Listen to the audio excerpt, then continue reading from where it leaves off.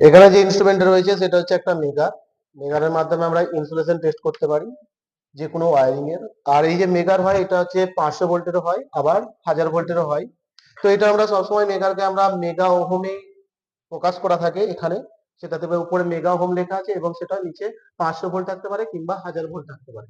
কারণ আমরা যে কোনো ইলেকট্রিক্যাল ওয়ারিং এর বা মোটরের ওয়েন্ডিং যে হয় তার রেজিস্ট্যান্স ভ্যালু সবসময় লেস দেন 1 মেগা ওহম হতে হবে। কারণ যদি 1 মেগা ওহমের নিচে হয় তাহলে কি হবে, ওখান থেকে মোটরের যদি ওয়াইন্ডিং থাকে সেখানে দেখা গেল যে resistance value less than 1 mega ohm আছে, অর্থাৎ 9000 আছে কি 7000 আছে কি 6000 আছে, তাই তো? যদি এই ধরনের মেগা ওহমে সেই ধরনের যদি রেজিস্ট্যান্স ভ্যালু থাকে তাহলে কি হবে, সেখান থেকে লিকেজ কারেন্ট পাস করবে এবং ওয়াইন্ডিং বার্ন আউট হতে পারে, কিংবা ওয়াইন্ডিং এর এখান থেকে কি ইলেকট্রিক্যালি শক পেতে পারি এবং মোটর কিন্তু ড্যামেজ হতে পারে। তাই এখানে ইনসুলেশন টেস্ট বলতে আমরা সবসময় মেগার যে হবে এবং যে কোনো মেগার যে আছে তাতে মেগা ওহমে প্রকাশ করা আছে। কারণ 1 মেগা ওহম সমান কত, 10,000 ওহম। তাহলে 10,000-এর নিচে ওহম যে কোনো ওয়ারিং বা মোটর ওয়ারিং এর কিন্তু ইনসুলেশন রেজিস্ট্যান্স কম হওয়া যাবে না। তো এখানে যে মেগারটা রয়েছে সেই মেগারের মাধ্যমে তিনটে টেস্ট করতে পারি। এক হচ্ছে ইনসুলেশন টেস্ট, এক হচ্ছে শর্ট সার্কিট টেস্ট এবং তার সাথে একটা ওপেন সার্কিট টেস্ট। তো এখানে আমাদের মেন যে মেগারের যে মেন কাজ সেটা হচ্ছে ইনসুলেশন টেস্ট, যে কোনো মোটর বা যে কোনো ওয়ারিং এর ক্ষেত্রে। এবং এই যে মেগার রয়েছে এই মেগারকে আমরা কিভাবে টেস্ট করব, মেগারের দেখো একে যে মেগারের যদি কনস্ট্রাকশন বলি, এখানে একটা দেখো রোটেটিং হ্যান্ডেল রয়েছে। এই হ্যান্ডেল যে রয়েছে তাকে 160 আরপিএম এ ঘোরাতে হবে 1 মিনিটে।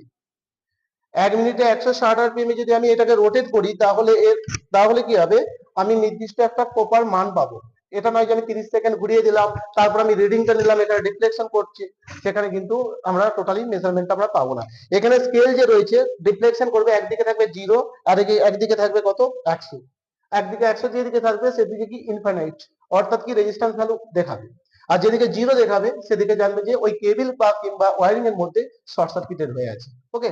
তো ইনসুলেশন যখন দেখাবে দেখা গেল যে 100, তার আগে 90, অর্থাৎ তার টোটাল ইনসুলেশন যে রেজিস্ট্যান্স ভ্যালুটা সেটা কতটা বেটার আছে, 100% আছে না 90% আছে না 80% আছে, সেটাকে মেজারমেন্ট করে। আর যদি বলা হয় যে হোয়াট ইজ মেগার, তাহলে মেগার ইজ একটা ডিসি জেনারেটর। ডিসি জেনারেটর যদি আমরা রোটেট করি, ডিসি জেনারেটর যে হয় তাকে আমরা যদি এইভাবে রোটেট করি 160 আরপিএম এ, তাহলে এর মধ্যে আমরা 500 ভোল্ট জেনারেট করবো। তাহলে এখানে ভোল্টেজ রেটিং কত আছে মেগারের মধ্যে, 500 ভোল্ট।